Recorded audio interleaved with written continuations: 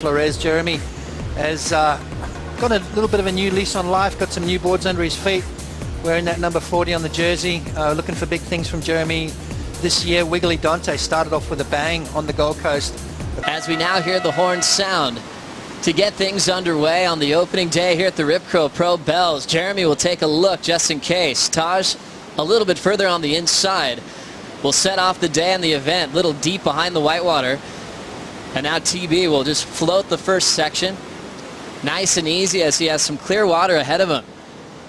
Looking to pick up the pace, and he decides to kick out and get out of there. Not much of a score to start. Now Wiggly and Jérémy will look to sort out priority. Yeah, you see, it's kind of a tricky situation right now. There's the Rincon waves, obviously they're coming through, but there's the odd set that's hitting the bowl. And that's the kind of decision you've got to make. I think Taj just, catching a wave there, just feeling it out, seeing what's going on. It's good to get your feet in the wax real early out here at BellsBeach. The longer you sit and wait, the more pressure develops. So Taj knows that. Now he's kind of repositioned himself on the reef a little bit. This wave is, it's going to be a nothing score for him, but what he's doing is he's just feeling it out, making sure he's got the right board under his feet. And that's the kind of wave Bells is. You can go out there in a free surf, Joe, and have an absolute blinder. The bell sounds for your heat, and all of a sudden things feel strange. So that's what Bells does to you. Well, Taj just a 1.17. Jérémy takes a look on the next wave and holds his position. And he will glide in to start off his Bells campaign in his rookie year on tour. Backside cutty to start. Nice little backhand rhythm into the second effort. Sets it off the bottom, and nice timing off the coping for that backside hack again. Easy rhythm, as he'll just flow through the whitewater and kick out to take an early lead in heat number one. Yeah, that's what you got to do here at Bells. You can see how he really took his time with that wave. Obviously the first wave of the heat, you want to, just find that rhythm. You watch how he approaches this wave here. He lets the wave dictate the pace of play, Joe. He's not trying to rush his turns, just trying to make sure that he connects every single turn. He's got his foot right back on the pad there, so enabling him to jam that board in and just get those nice clean turns. Very traditionally, it's a tricky wave on your backhand, but that wave there, he surfed extremely well, and a sign of things to come from Wiggly Dante, a rookie out here surfing very well. Representing Ubatuba, Brazil, the same zone as a world number one, Felipe Toledo. Dantes was knocking on the door for many years on the QS before finally qualifying for this moment right now. In the years past, he's often been surfing with Jérémy Flores. It's one of his best friends in the whole world. Now they find themselves in a heat matched up here in this three-man moment. Is there anything they can do to help each other against Taj? No, I think once the heat starts, Joe, I think it's every man for himself. You kind of leave it out in the water. Jérémy's going to want to try and beat him just as much as he wants to beat Taj. Jérémy searching for a good result. Wiggly off to a quarterfinal start already here in 2015. So he's in the top 5, and that's a great way for him to start. We caught up with Wiggly Dantes before his debut at Snapper, and he was wondering how the judges would be scoring him. He had a misread for Taj as he'll look to recover to the back end of this heat. Flores will look to make him pay for that. Nice timing through the backwash on the takeoff. Nice forward commitment to that oncoming section, and he'll have to flick out. Wow. Well, first heat of the morning, these guys are just working it out, getting those first heat jitters out of the way. And, obviously surfing the trickiest part of BellsBeach, Rincon, and especially at this size, Joe. That whole set kind of broke in the bowl here. So, as I was saying before, the next heat that's going to paddle out, they're going to really keep a close eye on how many waves are coming through the bowl and if it's worth it or not. Taj Burrow's starting off this wave really well. And then this one right here, you can see he was in two minds there on what to do and kind of picked the wrong, well, as far as I'm concerned, picked the wrong move. That wave kind of still rattled off down the line. Jérémy Flores, same sort of action here on this wave as well. You can see there's a sense of urgency there, trying to attack the wave. Traditionally not the thing to do here at Rincon. You've got to kind of flow with it, get your feet set, and then capitalize through that inside bowl. Well, interesting looking over the years of this amazing history of this surf contest. Now back to Flores, as he'll set up his first move. Clean off the top to get this one started. Drawn out bottom turn, and he'll ditch the fins as he has plenty open wall. Easy carve as he fades back to the source, and he'll just keep that rail in the water for a frontside wrap. Clean rail work once again for Jérémy Flores, and he'll have some setup work to earn this inside corner. just passing Wiggly on this inside section. He'll go off the bottom and attacks it for a solid finishing move. He'll ditch a 1.83 and hunt down Dantes for the next 20 minutes. Wow, well that could probably be the best wave of the heat so far. Jérémy really attacking that wave there, a little bit more pizzazz, a couple of nice turns, and finished off with a bang too. That's what you got to do here at Rincon, Joe. You got to make sure you tag it in the beginning of the wave, which he did. Right here, you can see him drawing off the bottom, and there, a little bit more radical, throwing the fins out of the back, as you said. And then this mid part of the wave here, it's really important to make sure you keep connecting with your turns, keeping that rail in the water as he's doing right now. You can see not trying to oversurf it, just biding his time. You can see that inside section starting to form up on the inside. This is where he starts to build up his speed, driving down the line here, because why? This end section's coming at him and really does connect with that turn there. So great surfing and perfect timing there from Jérémy. That's going to be the best wave of the heat. We always love jumping in the water on these replays. You can see that starting move was all to project to earn the fin drift.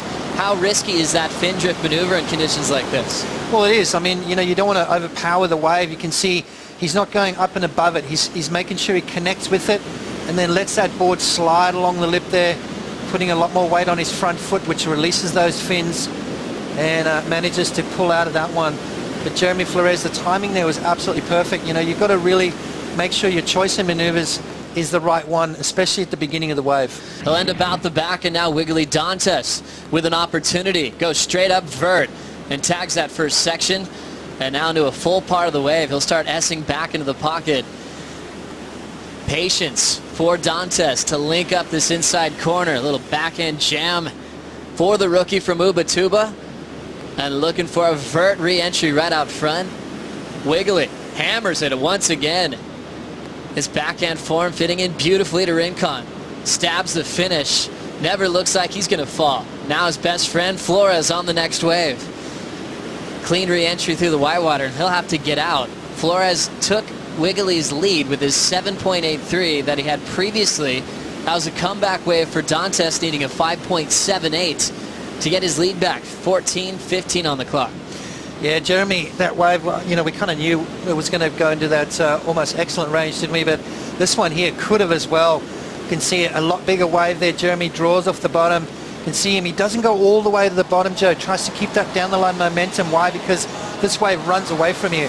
As soon as you draw off the bottom and try and stick that board in the pocket, you basically, the wave is gone. So Wiggly Dantes served his wave extremely well. Let's have a look at this one here. It's kind of the second wave in the set. A little bit of white water on the face of the wave, so generally a little bit more difficult to surf. A little bit of a slow start. You know, what is he looking for? A 5.78. This wave was more through that inside section. He bided his time, just kept that board moving, and that's what you got to do out here at Rincon.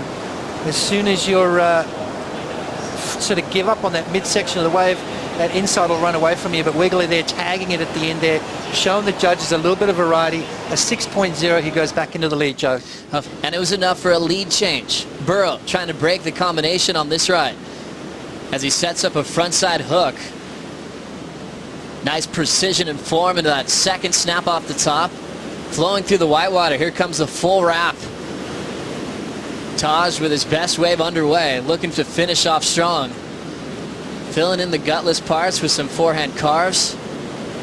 He'll stick his tail in the pocket and start eyeing out the finishing move. A little under the lip hack. And now TB looking down the line. Feels it off the lip. And now we'll redirect with a little off the top hack. A little 2-for-1 option with that final snap right on the beach. Long ride, multiple turns and variety for Taj's best score so far, Potts. Wow, you know, just such a hard wave to surf, you know. And you got to remember, guys, these guys are the best surfers on the planet. And Taj really had to dig really deep into his bag of tricks to make this one work. And you know, you can see that opening couple of turns there. Beautiful surfing from Taj Burrow, using that back foot, keeping that rail in the water. Beautiful wraparound, cut back. You know, he's really clicking with all his turns here, Joe. And as you said, this is definitely going to get himself out of that combo situation. One of the longer waves right here. You can see him tapping on the tail there, just slowing himself down. You don't want to run away too far ahead of this wave. And then what it does is it allows him to put himself right in position and finish off with this turn here. This is the money shot right here for Taj Burrow, all the way through the inside section. another turn, and right here, bang, throws a tail out there, puts the pressure on his front foot, lets those fins slide, and that was a leg burner. As we check out the form from Taj Burrow, beautiful work in decision making, going from off the tops to carves. How easy is that to tell, Potts, when you take off on a wave at Rincon? No, it's definitely one of the hardest waves on the planet to read, that's for sure. And you could tell there was so many different aspects of that wave. He had to sort of run down the line, then he had to slow up. You could see he was like sitting on the tail. And I think that's then the decision to move over to the Bells Bowl. The guys are still getting some of the nice long rides. Flores up and riding. A beautiful Bells wall for Jérémy Flores as he looks for a big first turn. Nice cutback right in front of Taj Burrow. Jams the next section under the lip. Deep bottom turn and throws the fins. Unable to control a big fin drift. Good for 2 moves. He's still in the lead, but he was starting off in such a solid way on that wave, Potts. Yeah, absolutely right. And we see Wiggly having a look on this second wave of the set. Looks like a good one, Joe. Wave number 5 for Dantes. Sets it up off the bottom. Just a clean re-entry in the pocket, backside float. He'll skip this whitewater section and get down the line to blow the tail out. A 3-maneuver ride. He's looking for a 6.94 to take the lead. Yeah, I don't think that's going to go into his top 2. The thing I like about Wiggly, though, you can see him waiting for the section to happen. He's not trying to oversurf the wave, and I think what Jérémy did on that last one too, you know, kind of oversurfing that last section, but I think he knew that it wasn't going to go into his top 2, and I think just throwing caution to the wind. Interesting approach from Jérémy. You watch it, he does a 2 or 3 stage bottom turn. You can see him pumping, keeping that board moving right here. 1, 2, 3, and then he hits it. So he's not doing that long drawn out bottom turn. He's opting to keep that board moving, keep that rail in the water, and trying to get the extra pop off the bottom. Interesting to see that read, and now comparing that to Dante's, Potts. Yeah, Dante's more of a flowing turn. You can see that one, he's adopting that double pump bottom turn to get around the section, but once he finds that nice section, he's going to hit it. Here in the past, a couple of years ago in a semi-final with Kelly Slater, as we see Taj now, 3:20 to go, looking for a score to move on. Rips one off the top. All forward projection snaps to get to this point. Wave just changes its speed. He looks out the back. He's a little hung up in the whitewater, and he'll have to kick out. Now Flores, a clean carve under the lip. Now he'll reach for the power source. Flores still out front, looking to better a 5.10. Blasting the fins out. Controls the power hack and has some speed to burn on his backhand. Yeah, you see, that's, I tell you what, this wave, it's going to confuse guys all day long, Joe. You don't know whether to put the foot down and gas it around the section. You don't know whether to tag that section and sacrifice the rest of the wave. Jérémy Flores here surfed this one really well. You can see how he keeps that board moving down the line. He's always projecting down the line. Nice carve back into the pocket there, but you can see how he's got that urgency to keep his speed, keep his momentum. He's pumping that board constantly, and then he sees the section. He could have gone around that section, but opted to tag it and really focus on that one big turn. So is he going to better that second score of a 5.10 and extend his lead? Now we see Taj Burrow. This was an effort to get the 6.01. How close did he come, Potts? Yeah, I think it's going to come a little short. I don't think he had that inside section that he really needed. This wave, you can see him just waiting for it. Kind of lost interest right there. A solid one for Flores, a 7.5 and a 7.83, as we'll introduce a brand new heat with Adriano de Souza, Kai Otten, and Brett Simpson coming up next here at the RipCurlPro.